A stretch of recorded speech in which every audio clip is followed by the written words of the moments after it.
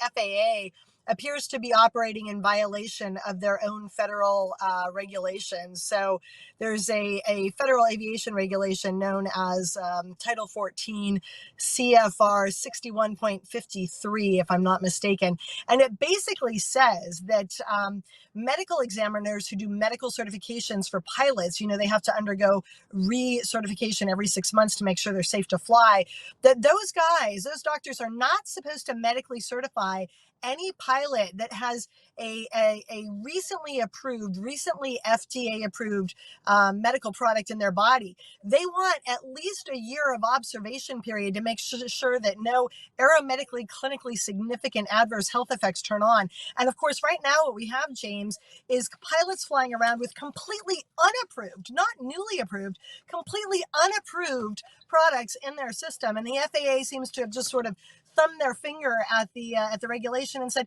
yeah, go ahead and take 2 days off after your shot and then get back up in that cockpit. And what we're seeing is catastrophic. If you take a cruise through the vaccine adverse event reporting system known as VAERS, we've got pilots in there who said, and I quote, I woke up blind in my right eye as a commercial airline pilot for a major carrier. I consider that to be a medical emergency. We've got pilots who are stroking. We've got pilots who are having heart attacks. We've had pilots who are straight up dying. American Airlines pilot Will Wolf a couple weeks ago, you should really get his widow on. She's got a lot to say. Her name's Claudia. He got the shot. Then he had a clonic-tonic major seizure. For your listeners who aren't familiar with what that is where your whole body goes into like an almost epileptic fit, where you've got major muscle groups jerking, and that precipitated his little progress into an ICU and then into the grave. And I think what we've got, really, just to sum it up in a nutshell, is we've got the FAA and the airlines knowing they have made a major misstep by ignoring their own rules that are put there to ensure pilot safety. And they're just crossing their fingers and hoping against hope that the fact that we've got pilot redundancy in the cockpit, which is to say we've got 2 pilots in a cockpit at any given time or more, along with autopilot systems, they're just hoping and praying that, when the pilots go down, the guy sitting in the neighboring seat over there can take over, which is in fact what had to happen at WestJet up in Calgary, Canada. All of the Canadian pilots are 100% vaccinated. 2 weeks ago, they had a WestJet flight that left Calgary, had to turn right around and go back because the first pilot passed out. Word on the street is we're losing all sorts of pilots. Major carriers are losing. I'm talking dead, James. Pilots who are dead and or passing out at the controls. We had about 2 days ago, I think I heard, and again, this isn't verified yet, but I heard they had to turn around and abort takeoff because the pilot who had climbed into the cockpit was dead before they could even get the plane off the ground. And where this is going to come to pass, as I see it, is, yeah, you've got pilot redundancy. You can bet on the fact that the first officer can take over a lot of the time. But when you're coming in for a landing, there is one pilot who is actively flying that plane, and he's got his hand on the stick or the yoke. And if you have that guy 200 feet above the tarmac go into a massive tonic-clonic seizure, like American Airlines pilot Will Wolf did, albeit not in an airplane, thank God, you are going to dip a wing. You're going to have that plane cartwheeling down the runway at Dallas or LAX and taking 400 innocent American passengers with it. The FAA exists to ensure the flying safety of the American public. And right now, they are playing Russian roulette with our safety, and it's got to stop. Love the opening. Fantastic. I'm just going to add what I know. I saw a graph, and I haven't verified it, but there was like 6 pilots who died in 2019, maybe 11 in 2020, and then 2021 though, we got 111 dead pilots as of like a month ago. That's 111. Go ahead. Yeah. I saw that same graph. It came out of an airline rag, like an industry magazine trade journal. I've heard differing things about whether it's correct. It was actually 1 pilot dead in 2019, 6 pilots dead in 2020, and as of October, whenever it was published, we were up to 111.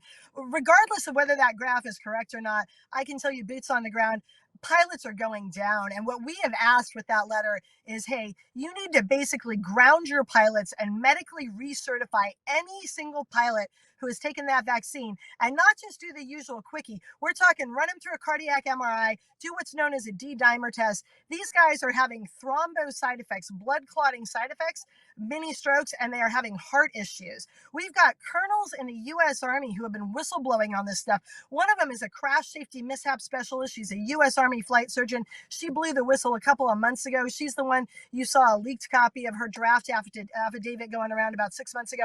She's got a colleague, though, another guy who's a Purple Heart, Bronze Star, Green Beret, Special Forces, 5 times deployed. This guy has a resume that just won't quit. And not only is he sounding the whistle, you know, these pilots that are flying in the military, they've run themselves back through the cardiac MRI machine only to find pieces of dead heart muscle. We are doing a giant guinea pig experiment, not just on every single pilot out there, but some of our best and brightest that are charged with keeping our country safe. We're talking special forces pilots. We're talking guys that fly billion-dollar machinery around to, make sure that North Korea is not going to do something sassy, halfway around the planet. And right now, you can't tell me from what I have seen after doing a deep dive into this issue over the last 2 weeks, both on the medical end and the legal end, you can't tell me a single solitary pilot is safe. And there are major carriers that are losing pilots right now. Hell, 3 months ago, I was grounded for 12 hours in Salt Lake City because a flight attendant went down on the inbound flight to get on my flight. It took him a better part of a day to wrestle another flight attendant out of LAX to fly into Salt Lake to take her place.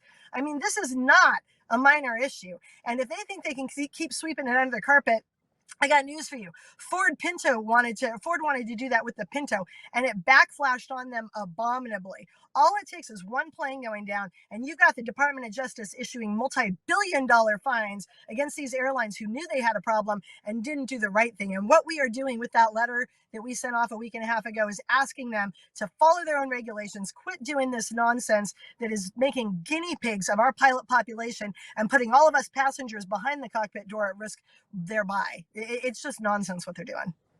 All right, a couple things. One is for the audience. The Ford Pinto had a gas tank that was too close to the rear, and when they got rear-ended, it used to blow up, and that was back in the late 70s, early 80s. So that was a major catastrophe, and you never seen another Ford Pinto, built after that, right? It had to go ahead. That is exactly right. You had rear exploding gas tanks with the Ford Pinto. But the part of the story that's less well known, although every lawyer worth their salt knows about it, is Ford issued a memorandum amongst its senior executive crew that said, we've done the math and we really should do a recall on this because we know that we've got exploding tanks and it's killing Americans. But that recall is going to cost X amount of dollars.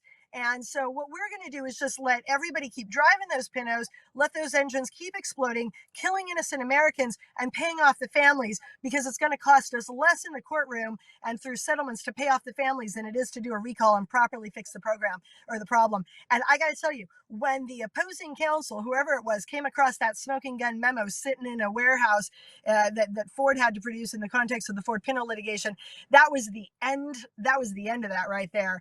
And you gotta do the right thing, especially when you're a federal aviation agency, especially when you are a commercial airline group that is responsible for millions of people's lives flying around this globe. And that's exactly, by the way, earlier this year, what DOJ said when they came in and they fined Boeing, I forget how many billions of dollars it was. This was January 21st, I think, 2021.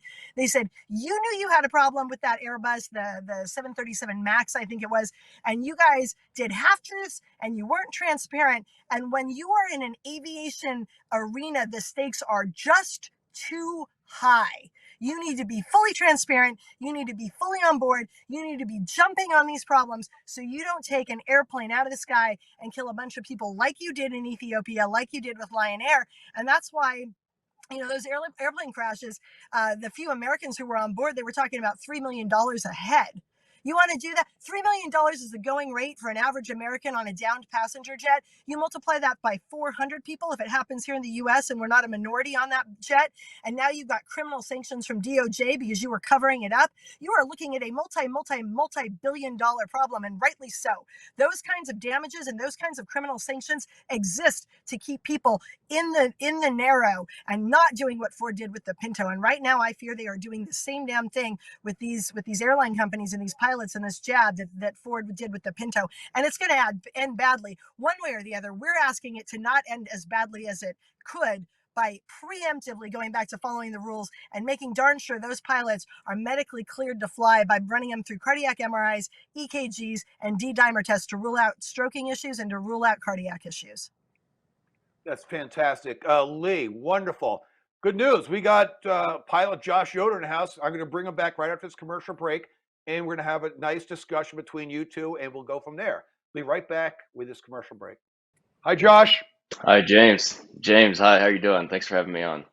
What do you think Hi, of Leigh. Leigh's opening 20-minute, firebomb? What do you think? Pretty good?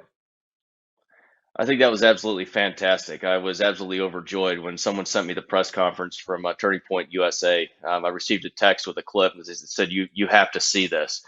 As I listened to that press conference and then got my hands on a copy of that letter, this is exactly the argument that we've been making for months now at U.S. Freedom Flyers.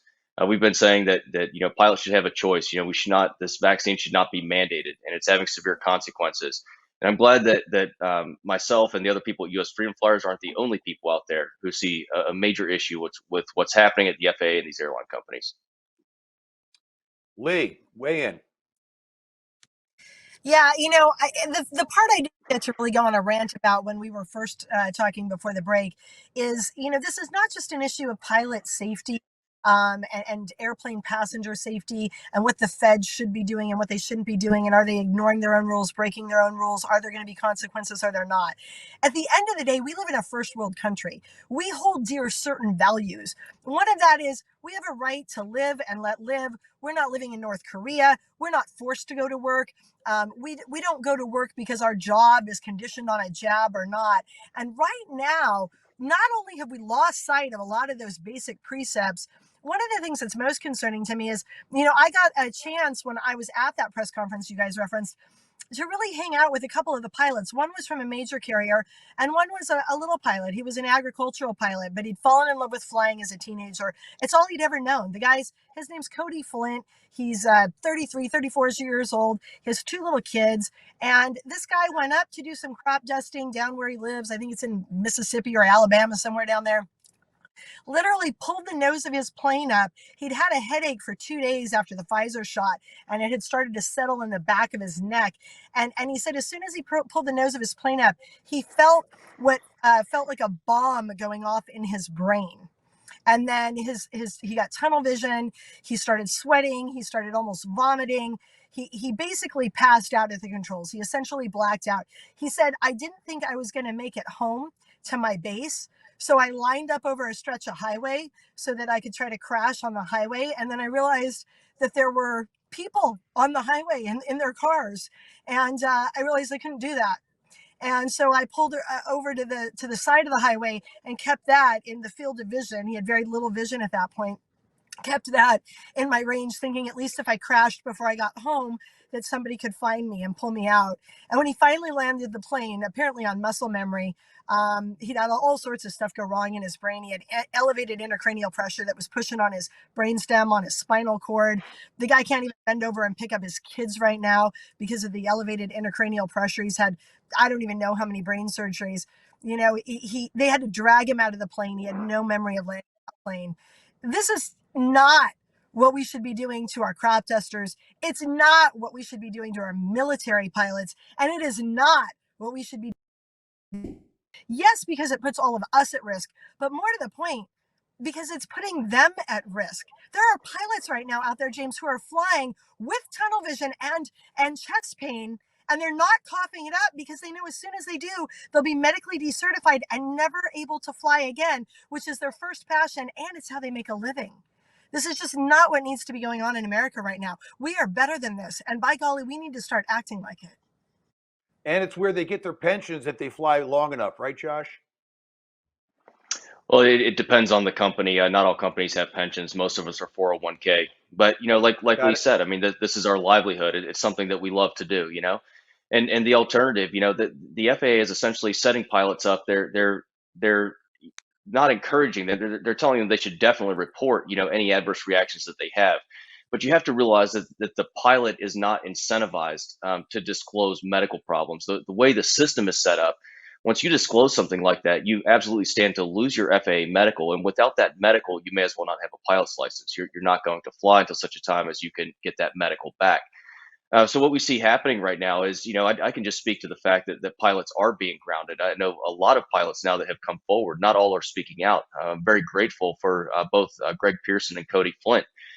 They are giving validity to what I've been saying, and not just myself, but many others have been saying for months now.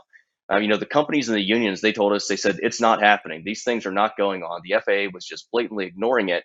Well, now we actually have proof. And we have lots of pilots in our database at US Freedom Flyers that have had heart attacks. They've had strokes. As a matter of fact, someone sent me an email that was sent out from a union just a few days ago where there was a pilot that had a stroke in flight. Now, I can't say for sure that that was vaccine related. What I can say is I looked this pilot's name up in our database and he doesn't exist there. So I'm assuming that he's vaccinated. But this is actually happening, and the flying public deserves to know the truth.